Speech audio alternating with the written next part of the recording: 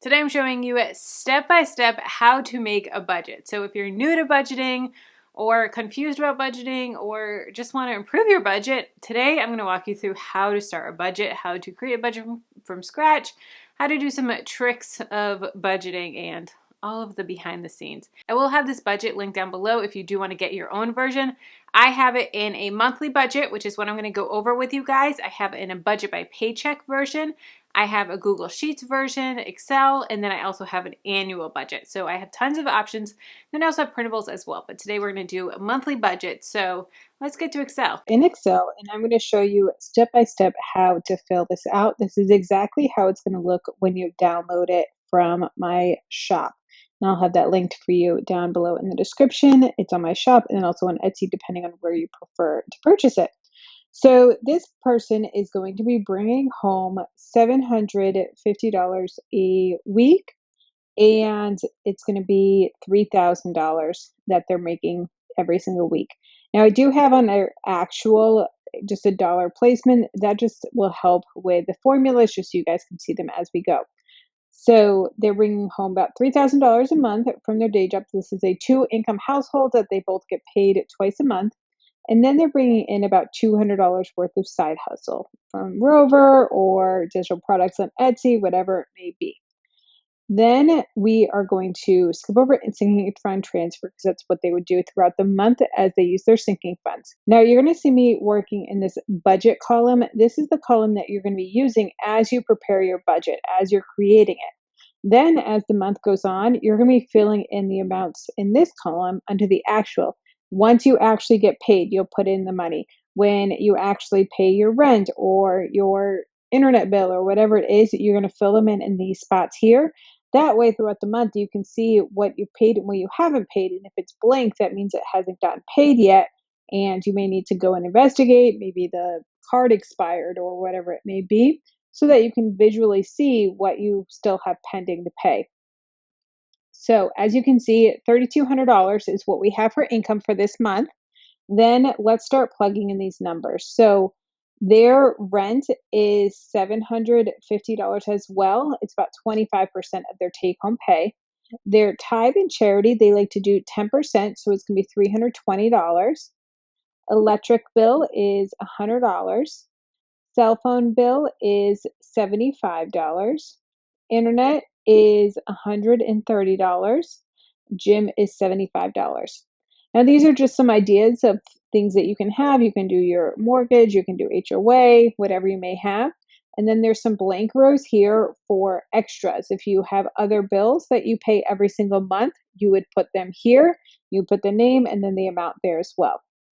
Now for groceries. So these ones down here, these four that are in bold, these actually have corresponding boxes down here that you can fill in the individual purchases because we want to log all of our purchases. So if we are doing this on the 1st, that's the date, and we're going to go to Aldi and spend 83.76. You can see the 83.76 there. Then it's going to flood up to the top. So it's going to show you up top that amount. So these ones here, you're not going to change them individually when you make purchases. You're going to add them down below. So that's why they're bolded.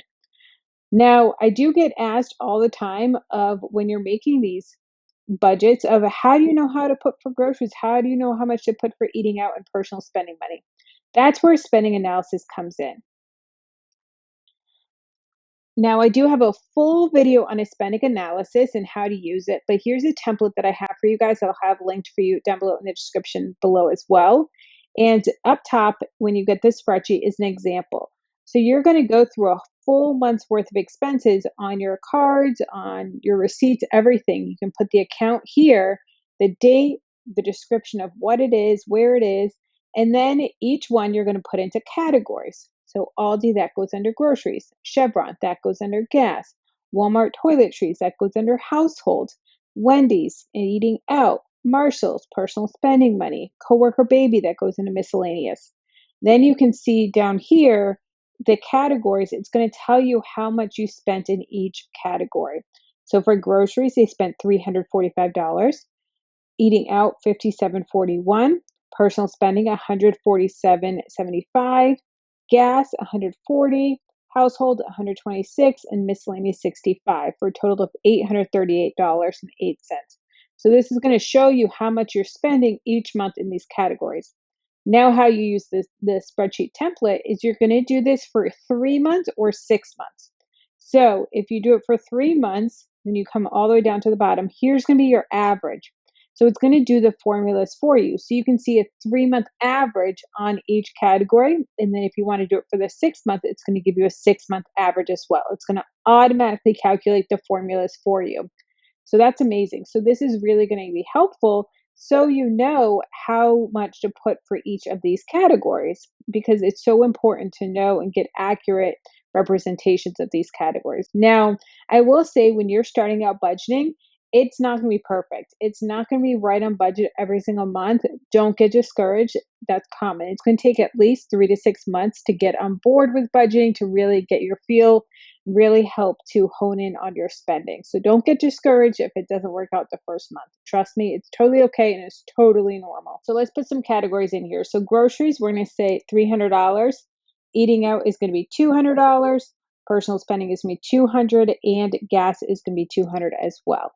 So they have spent in their regular cost so far $2,350. Next, let's look at their debt. So this person has 2 debts that they have. Here are some examples of different debts that you could have, but you're going to fill this in for what you personally have. They have a car loan for $300 and then a student loan for $100.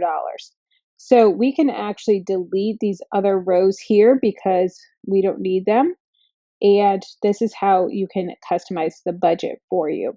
So we are only using these 2 right here. So we have car loan for $300. Now the balance on the car loan is going to be $45,000, and the balance on the student loan is going to be $30,000. Okay, so we have $75,000 worth of debt. Now the car loan is going to be a 5.4% interest rate, and the student loan is going to be 3.2% interest rate. So what we can do here is we can either pay this in order of the debt snowball or the debt avalanche. So the debt snowball would be having us pay the student loan off first because it is a lower balance. So therefore, you're going to keep paying it off sooner. Or you can do the debt avalanche, which is going to be paying it off in order of interest rate. So over the length of the loan, you're going to be paying more in interest for this one than you are this one because it's a higher interest rate. So it all depends on you. Are you more motivated by saving money? If you are, then you want to do the debt avalanche. If you are more motivated by the quick wins, you're going to want to pay the student loan. Now, if you had a credit card that was like $2,000 and a 15% interest rate, that may be more motivating to pay it off because number one, it's high interest and it's only $2,000, so you can knock it out pretty quickly versus the $30,000, which is going to take you some more time. So that's the difference between the debt avalanche and debt snowball. Okay, so those are the minimums right there. Next is investments. We have IRA.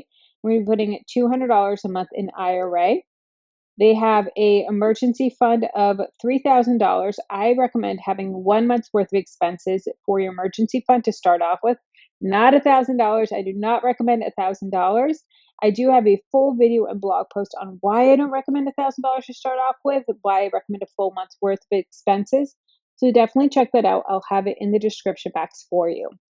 Next, let's look at sinking funds. So we are going to just do some minimal sinking funds. You can do more sinking funds or less sinking funds. I recommend not doing too many because you want your goals, your extra money to go to whatever goals you're working on. So we have $25 for car repair, $25 for gifts, $25 for vacation, Christmas, let's do $50, and medical, let's do $50.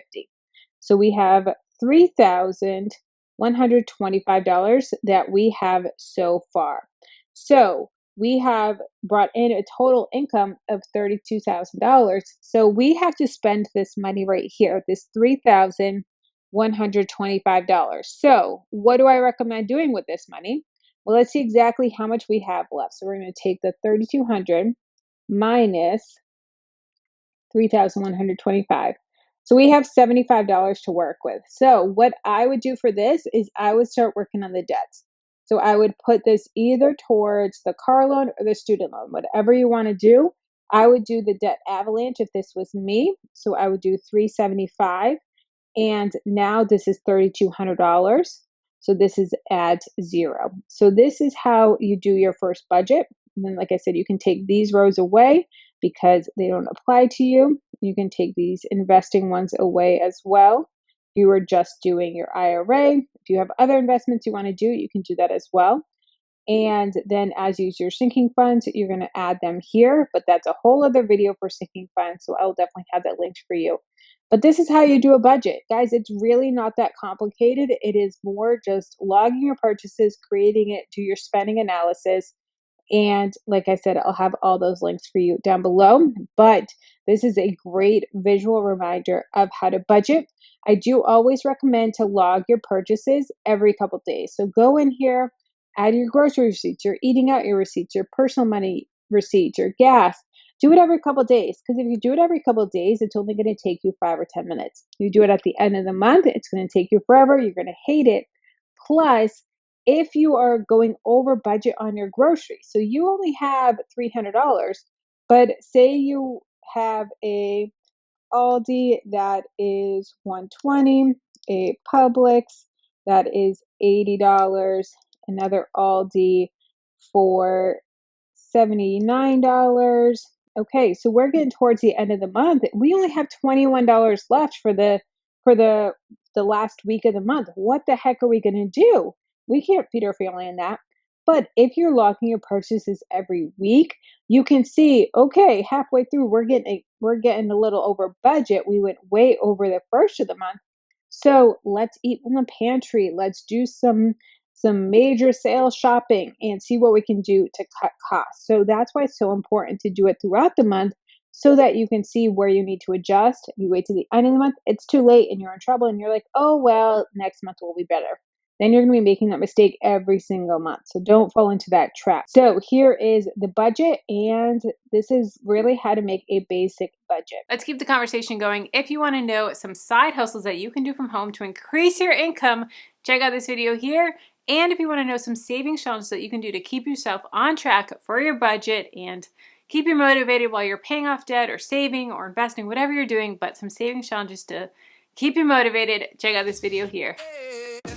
No.